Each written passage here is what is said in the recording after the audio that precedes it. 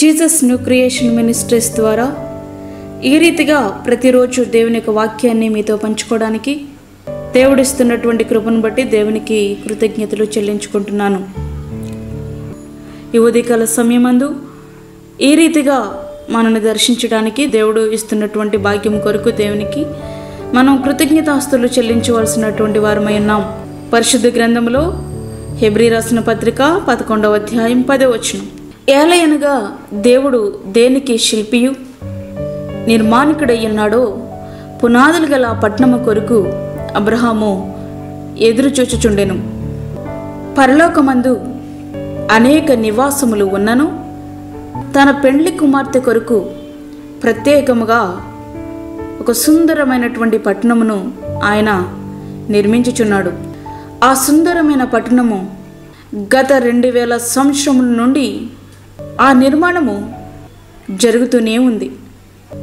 ఆ నిర్మాణము పూర్తి కాబోతుంది. ఒక మనిషి కట్టిన కట్టడానికి ఎంతో విలువ ఈ భూలోకంలో ఉంది. ఒక మానవుడు కట్టిన కట్టడం చూడడానికే మన 2 కళ్ళు చాలట్లేదు. మరి ఇక నిర్మాణకుడే సృష్టికర్త అయితే, ఆ నిర్మాణకుడే దేవుడు అయితే ఆ సుందర పట్టణాన్ని ఊహించగలమా?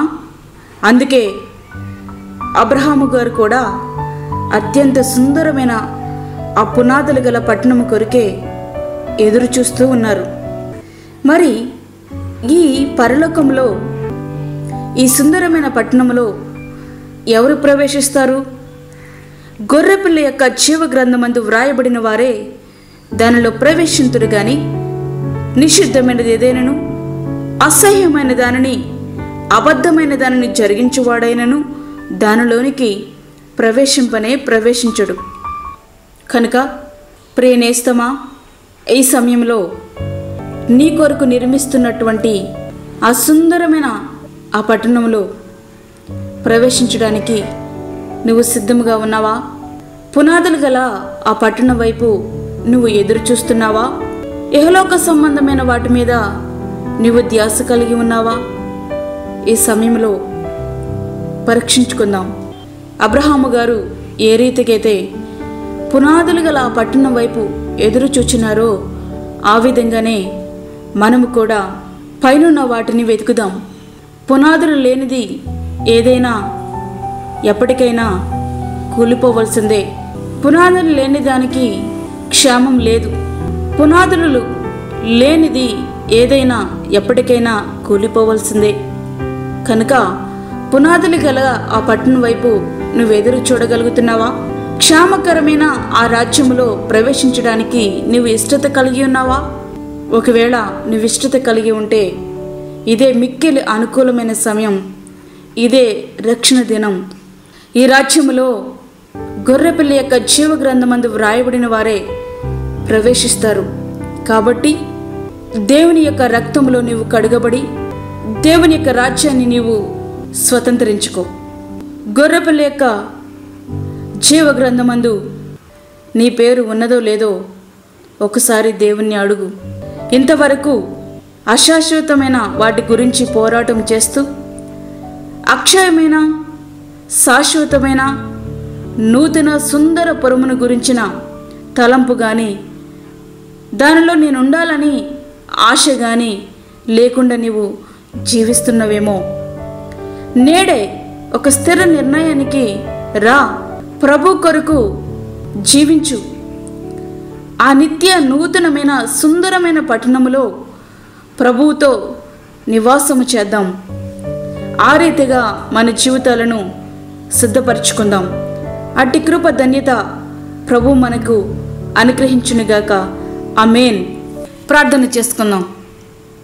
పరిశుద్ధుడైన తండ్రి, ప్రేమగల యేసు ప్రభువా, ఈ రీతిగా నీ బిడ్డలతో నీ యొక్క వాక్యమును పంచుకోవడానికి నీవు ఇస్తున్న కృపను బట్టి నీకు వందనాలు.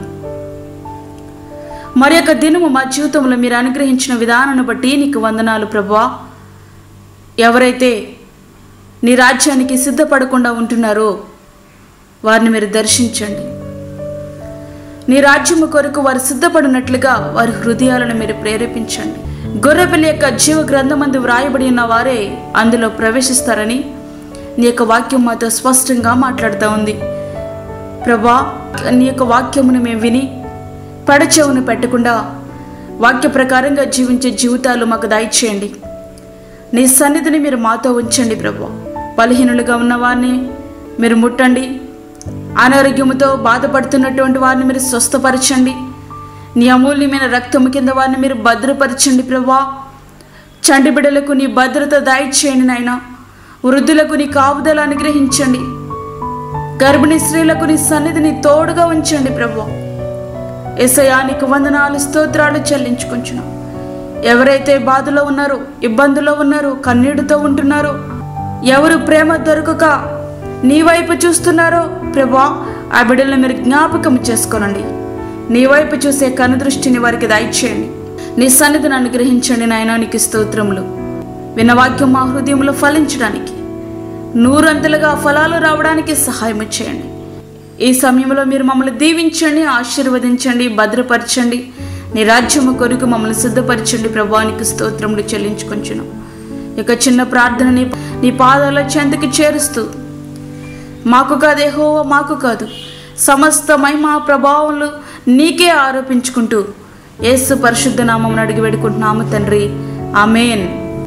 అనేకులు ఈ వాక్యములు విని బలపడులాగన ఈ యొక్క వర్తమానాలను మీ బంధువులకు, మీ స్నేహితులకు షేర్ చేయండి.